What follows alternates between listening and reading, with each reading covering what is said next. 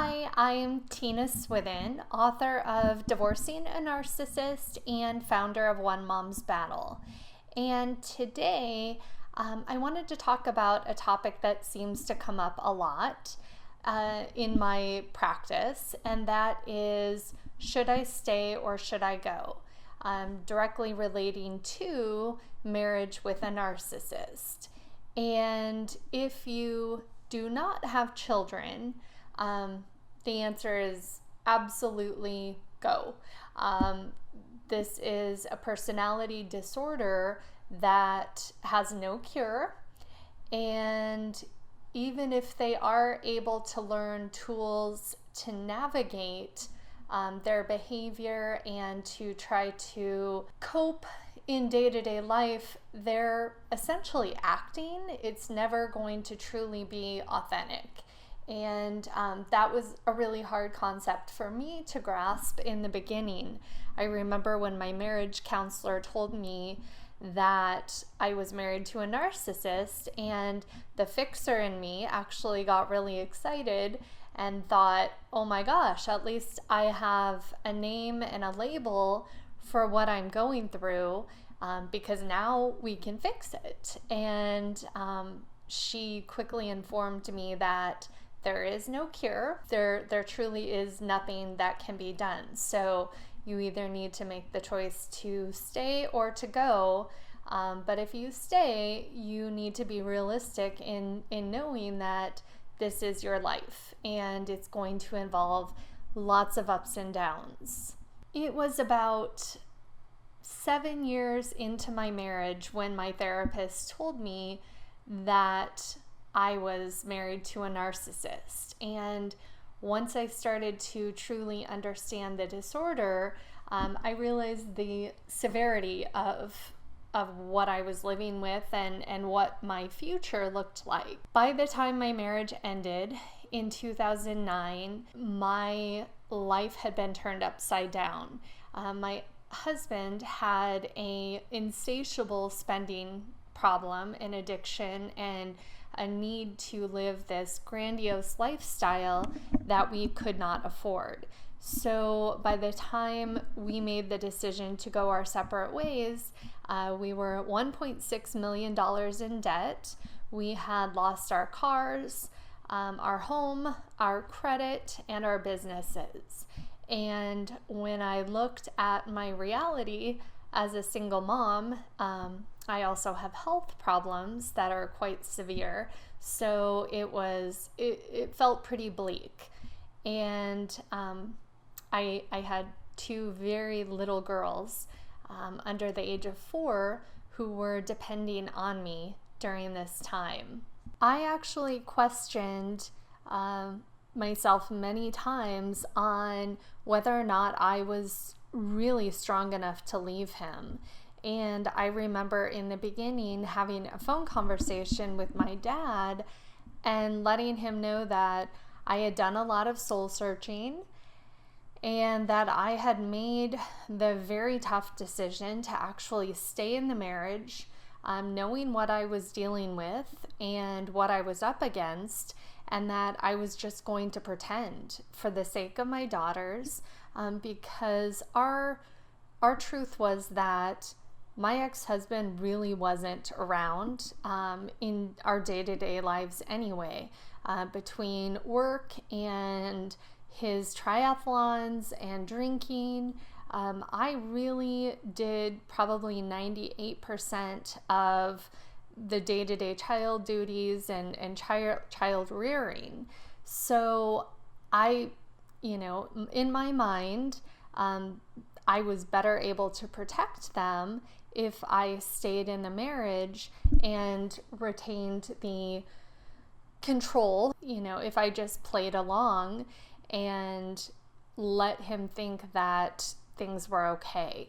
My ex-husband's involvement in my daughter's day-to-day lives really involved, I call it public displays of fatherhood, to where if there was an audience around or his family to impress, specifically his mom, or if there was a camera on, he was the best dad ever.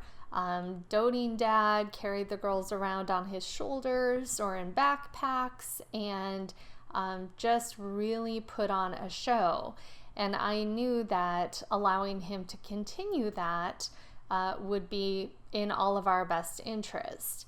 So, like I said, there were several points in time where I really thought I could hold it together for the sake of my daughters so that I knew they were safe at all times. Everything came to a head one day when our marriage therapist recommended that my ex-husband do a psych eval to try to explain what we were up against. I had already had a suspicion based on my own therapist telling me, but after about 6 months, our marriage therapist seemed to really clue in on my ex-husband's lack of empathy. And when this suggestion was made that he take a psych eval, my ex-husband basically walked out and said the marriage was over, accused me of manipulating our marriage therapist to believe that he was the problem. So we started off on the path to family court, whether I wanted to or not. It was a very, very dark journey. I'm not going to sugarcoat it. I'm actually incredibly thankful that I did not know what I was up against, because I think it would have kept me fear-based, stagnant, and stuck in the marriage. My battle started in 2009, and I represented myself in family court for almost 6 years. To give you an idea, we were in court over a dozen times in 2012 alone. So that was the level of conflict that I was up against. And in 2014, my battle ended. I can say that my daughters are safe. They are thriving. I would do it all over again to be where we are today. And I'm thankful that even though I didn't personally make the decision to end the marriage, that I was forced onto that path. I wish I could take back all of the pain and suffering that my daughters went through, but to see them where they are today, it's an amazing feeling, and I know that would not have been the case had I stayed in the marriage. Because my children are safe today and we no longer have contact with my ex-husband, I do have the unique ability to look at things from a different vantage point, one with less PTSD, less trauma, and more healing. And I can also tell you that I receive probably 100 emails a day, and the most heartbreaking emails that come across my desk are from the moms who did make the decision to stay in the marriage. And it gives me a unique ability to almost fast forward 20 years and to look at what my life would have been like had I made the decision to remain in the home. I can tell you that every time I receive one of those emails, it further confirms that for me personally, I made the right decision. Through these stories that are shared with me, I can actually feel heartbreak, and I can put myself in their shoes because I almost was standing in their shoes. And I can feel the level of guilt and shame and, just desperation for where things have gone. And while their intentions were honorable and understandable and valid, essentially what happens is they've shown their children that this dysfunction is normal and it becomes their foundation. And so a lot of the stories that are shared with me are stories of their own children having very high narcissistic traits, or in some cases even being diagnosed in the cluster B category. Others tell stories of their children essentially being groomed to believe that this is normal, and so then their attraction is based on what they learned growing up, and so they attract the narcissistic types, and they repeat the cycle of abuse. And there's very few times that I find myself speechless, and these emails and these stories that are shared with me, they do this to me.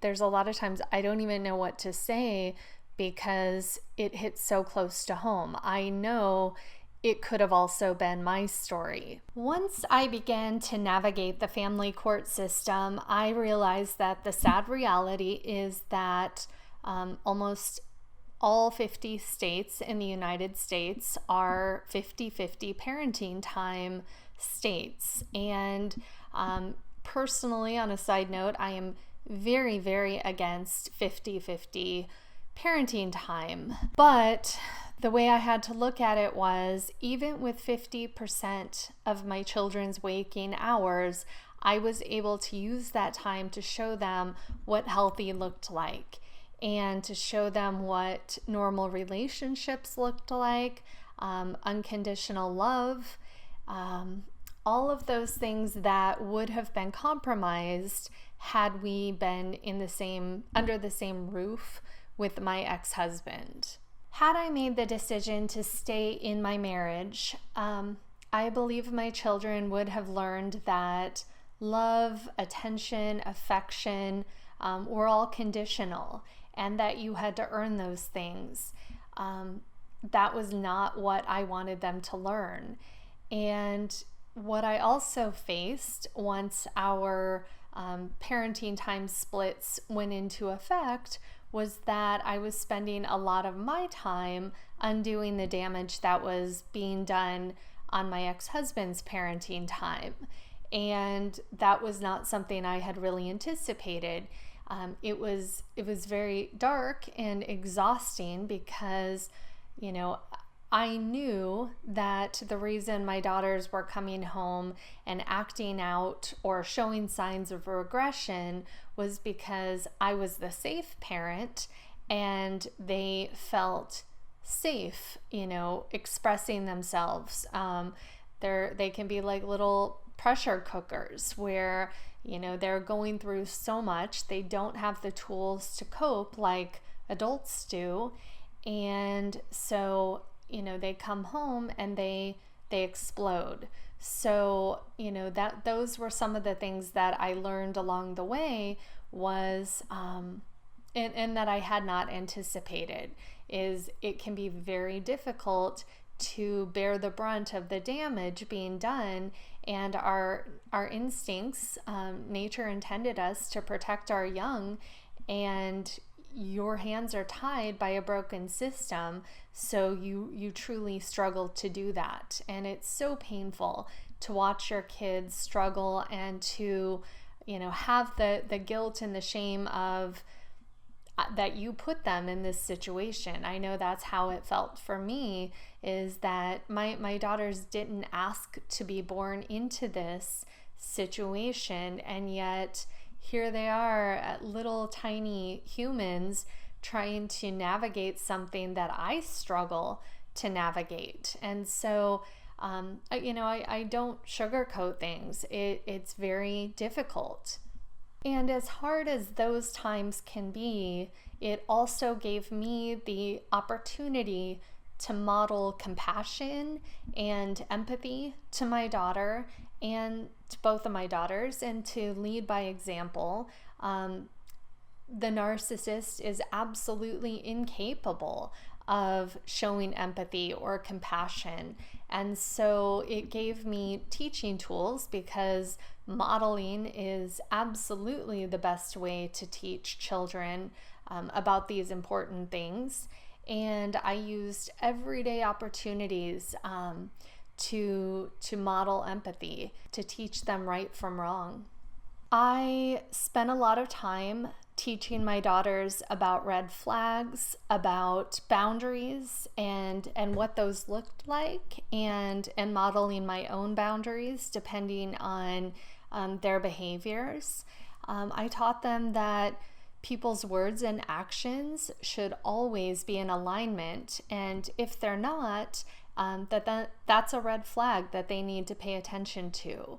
And I taught them to listen to their intuition and what that even is, getting to a quiet place and listening to that inner voice, because those are the things that you and I weren't taught, or most likely we wouldn't have ended up with this type of individual. So I think it's critical that we model those things for our children. And I can tell you, in doing that, my daughters really learned to pick up on red flags, pick up on behaviors, not only in their dad, but in people in the world or kids on the playground. And that's a powerful lesson for kids to learn at a very early age. And when they start making those connections about what is healthy and what's not on their own, and when they start connecting the dots, it's much more powerful than anything you could ever say to them. And so, I truly helped them to navigate this without ever saying a negative word about their dad. They really pulled those pieces together and realized what was healthy and what was not.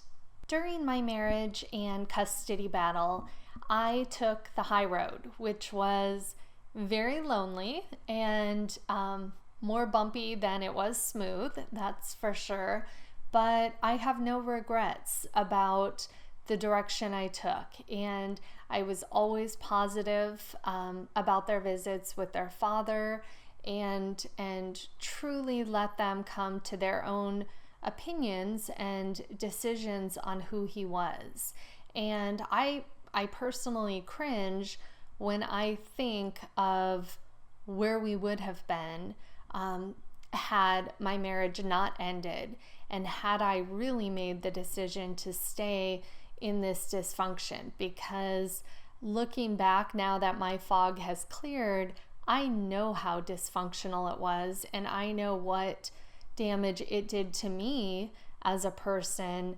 And to think of my little girls growing up with that as their foundation, it truly makes me cringe.